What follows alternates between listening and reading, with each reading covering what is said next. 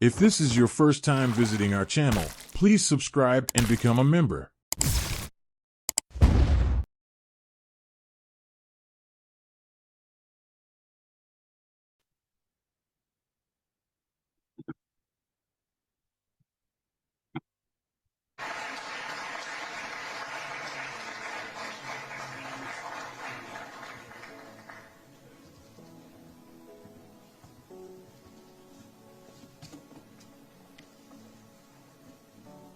Madam Vice President, ladies and gentlemen,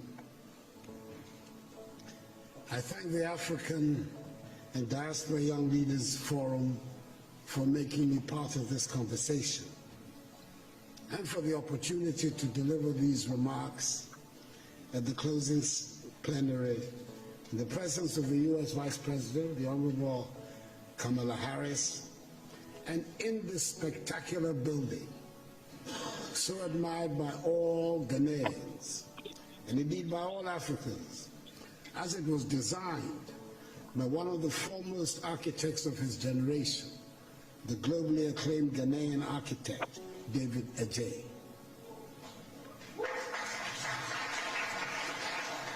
The forum has chosen the most relevant theme of Africa's contemporary situation, a theme which sums up the essence of African aspirations, amplifying voices, building partnerships that work.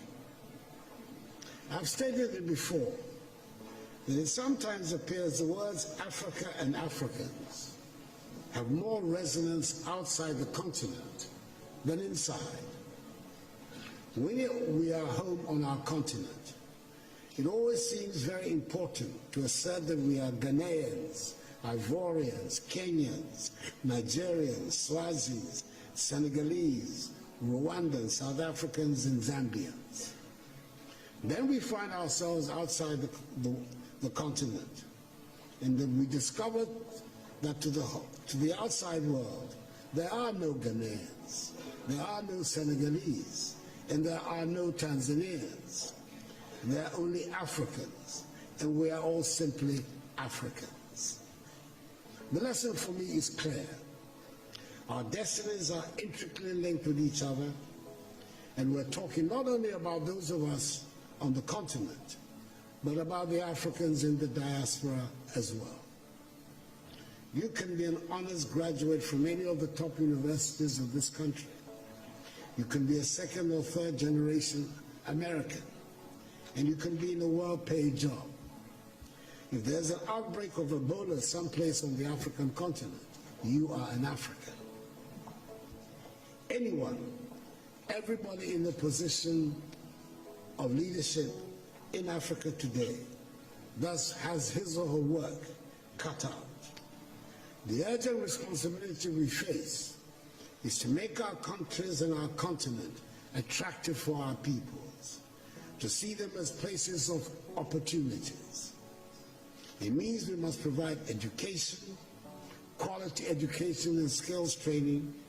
It means our young people must acquire the skills that run modern economies.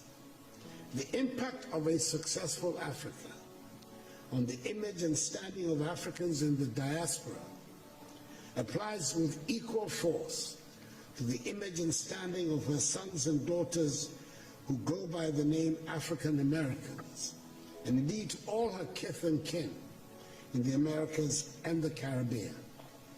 There's a lot of room for your perspectives and energies back in Africa. History tells us of the positive impact of diasporan communities on the growth and development of countries through increased trade activities, rising investments, and the transfer of skills and knowledge. Take the case of China, for example.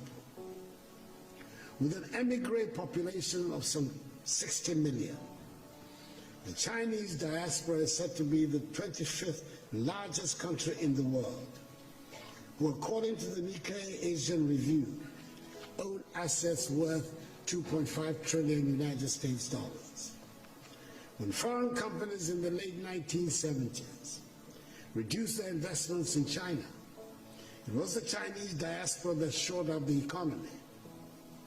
According to the Washington, D.C.-based Migration Policy Institute, MPI, half of the foreign direct investment, that is some 26 billion United States dollars, that transformed China into a manufacturing powerhouse in the 1990s, originated from the Chinese diaspora.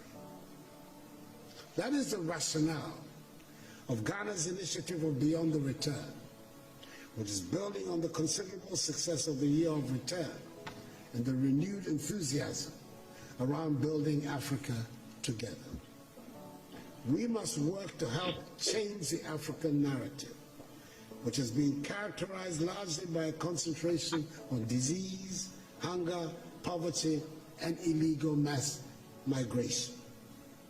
Let us all remember that the destiny of all black people, no matter where they are in the world, is bound up with Africa. We should never forget that famous admonition of the celebrated Jamaican reggae star Peter Tosh, when he said, and I quote, "Don't care where you come from, as long as you are a black man, you are an African," unquote.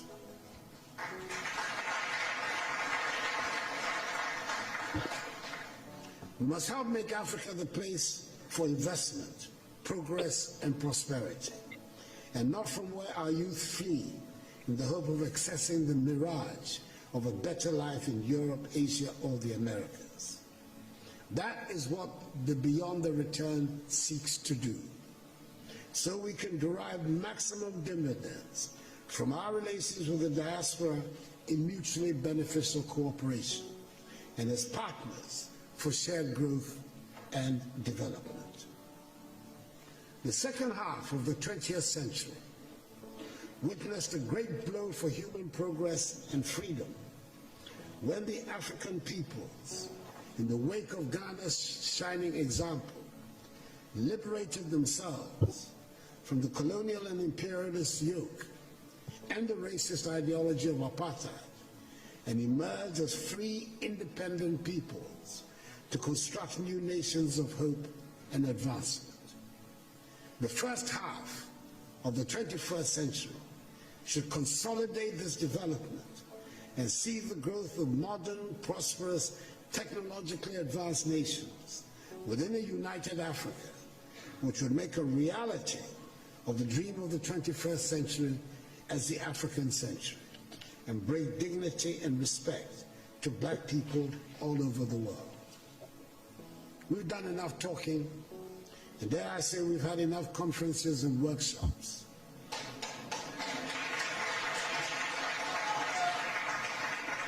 We know what we need to do.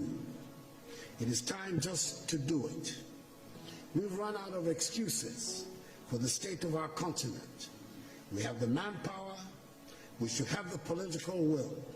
It is time to make Africa work. We have good reason to be proud of who we are and the beautiful continent that is ours with its vibrant cultures. The geographic space covered by Africa makes it the second largest of the 7 continents. It has 30% of the world's remaining minerals of value. It has some of the most breathtaking scenes on our planet. It has plants and animals that are wonders of the world and critical for the survival of the globe. I hear a lot about the need to change our narrative and tell our own good story. Ladies and gentlemen, as the saying goes, nothing succeeds like success. If we work at it, if we stop being beggars and spend Africa's monies inside the continent, Africa would not need to ask for respect from anyone. We would get the respect we deserve.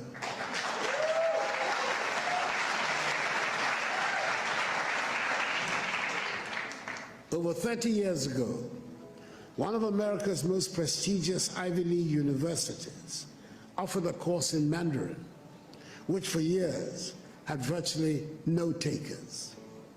Today, there is standing room only. And it is not because the course is any easier. it is because the position of China has changed. 30 years ago, 20 years ago, China was nowhere near where it is today. China does not ask for anyone for respect now. She does not need it.